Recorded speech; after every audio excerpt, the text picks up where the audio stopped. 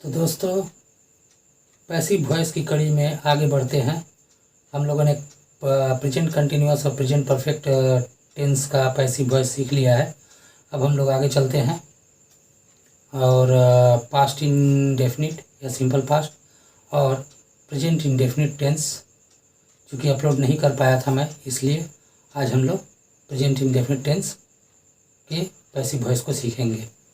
उसके बाद अगर समय रहता तो पास्ट इंडेफिनिट या सिंपल पास्ट का भी पैसिव वॉइस हम लोग करेंगे। तो चलिए जल्दी से शुरू करते हैं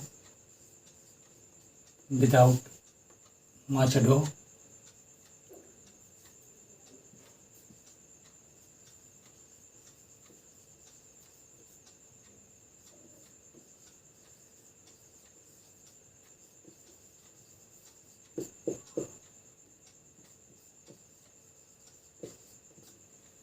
तो हम लोग प्रेजेंट इंडेफिनिट का एक सेंटेंस लेते हैं और फिर देखेंगे हम कि उसका पैसिव वॉइस कैसे होगा। तो द टीचर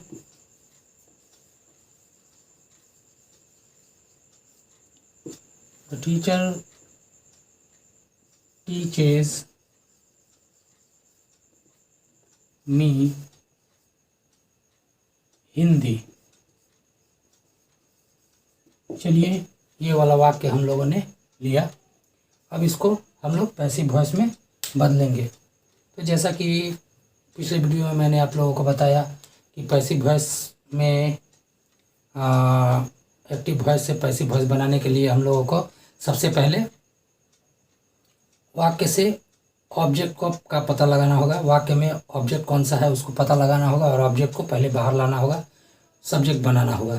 तो और ऑब्जेक्ट पता करने का रूल है, वाक्य में क्या या किसको लगा करके प्रश्न करेंगे, जो उत्तर मिलेगा वही ऑब्जेक्ट है। वाक्य में क्या या किसको लगा करके प्रश्न करेंगे, जो उत्तर मिलेगा वही ऑब्जेक्ट है। तो हम लोग द टीचर टीचेज मी हिंदी, शिक्षक मुझे हिंदी पढ़ाते हैं। तो इसमें क्या अगर लगा करके प्रश्न करें, शिक्षक मुझे क्या पढ़ाते हैं, तो हिंदी। किसको पढ़ाते हैं, मुझे। तो ये दोनों ही ऑब्जेक्ट है। एक वाक्य में दो ऑब्जेक्ट रह सकता है। बिना ऑब्जेक्ट वाले सेंटेंस का पैसिव वॉइस बनाना लगभग नामुमकिन है। मैं फिर से एक बार बोल रहा हूँ कि बिना ऑब्जेक्ट वाले सेंटेंस का पैसिव वॉइस बनाना नामुमकिन है। और कौन से वाक्य में ऑब्जेक्ट नहीं रहता, तो ट्रांजिटिव वर्ब अगर रहे तो उसके बाद, इनट्रांजिटिव वर्ब रहे तो उसके बाद ऑब्जेक्ट नहीं रहेगा। ट्रांजिटिव वर्ब के साथ हमेशा ऑब्जेक्ट व्यवहार होता है। तो चलिए आगे हम लोग बढ़ते हैं। पहले रूल लिखते हैं। रूल है, ऑब्जेक्ट को सब्जेक्ट बनाएंगे, ऑब्जेक्ट को सब्जेक्ट,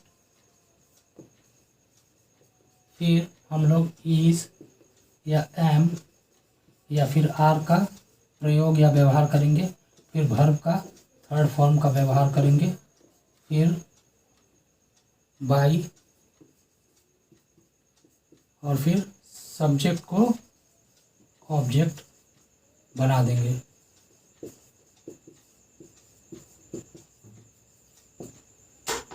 फुल स्टॉप। अगर कोई ऑब्जेक्ट बच जाता है तो वर्ब के बाद उसको रखेंगे, बाई के पहले रखेंगे। तो ऑब्जेक्ट हमारा क्या है, मी भी ऑब्जेक्ट है। दोनों ऑब्जेक्ट से हम लोग क्या करेंगे, पैसिव वॉइस बनाएंगे। तो मी का सब्जेक्ट होगा आई, ऑब्जेक्ट को हम लोगों ने सब्जेक्ट बना दिया। इज एम आर से एम, आई के साथ एम लगता है। वर्ब का थर्ड फॉर्म टीचेज वर्ब है, थर्ड फॉर्म होगा टॉट। इसके बाद जैसा कि मैंने कहा कि कोई ऑब्जेक्ट रहे तो ऑब्जेक्ट है हिंदी। इसके बाद फिर नियम में हम लोग आ जाएंगे, देखेंगे कि बाई है नियम में, बाई। द टीचर ऑब्जेक्ट है, सब्जेक्ट है, इसको ऑब्जेक्ट कर देंगे। तो हमारा वाक्य हुआ आई am taught Hindi by the teacher. अगर हम लोग हिंदी को सब्जेक्ट बनाएं तो वाक्य क्या होगा, हिंदी इज, फिर नियम में जाएंगे हम लोग, वर्ब का थर्ड फॉर्म वर्ब है, टीचर्स इसका थर्ड फॉर्म टॉट। अब यहाँ पर मी है ऑब्जेक्ट, इसके लिए हम लोगों को टू लगाना पड़ेगा, टू मी।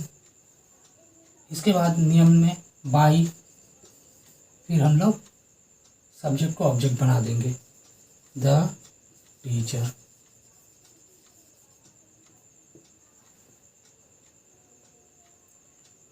तो ये हम लोगों का the teacher teaches me Hindi का पैसिव वॉइस होगा, I am taught Hindi by the teacher, या फिर Hindi is taught to me by the teacher. सभी पैसिव वॉइस में सब्जेक्ट को जब ऑब्जेक्ट बनाएंगे उसके पहले बाई का प्रयोग होगा। लेकिन अगर हम लोग का जो ट्रांजिटिव वर्ब है अगर नो रहा तो नो शब्द वाले पैसिव वॉइस में टू लगेगा, बाई के जगह में टू लगाएंगे। इसका भी एग्जाम्पल अगर हम लोग ले लें, जैसे ही नोज मी, हम लोग जानते हैं, किसको जानता है, मुझे, इसका, तो ये हम लोगों का ऑब्जेक्ट है, इसे हम लोग सब्जेक्ट बना दिए, मी का सब्जेक्ट आई, इसके बाद एम वर्ब का थर्ड फॉर्म नोन, जैसा कि मैंने अभी बताया नियम में है बाई, लेकिन नो क्रिया से अगर एक्टिव वॉइस रहे उसका पैसिव वॉइस बनाना रहे तो बाई नहीं लगा करके टू लगाएंगे, टू हिम, ही को हम लोगों ने ऑब्जेक्ट बना दिया हिम। तो ही नोज मी का पैसिव वॉइस है I am known to him. तो उम्मीद करता हूँ कि आप लोगों को ये वीडियो पसंद आया होगा और समझ में भी आया होगा। यदि आपको वीडियो अच्छा लगा हो, मेरा काम अच्छा लगा हो, तो इसे सब्सक्राइब करना ना भूलें। धन्यवाद।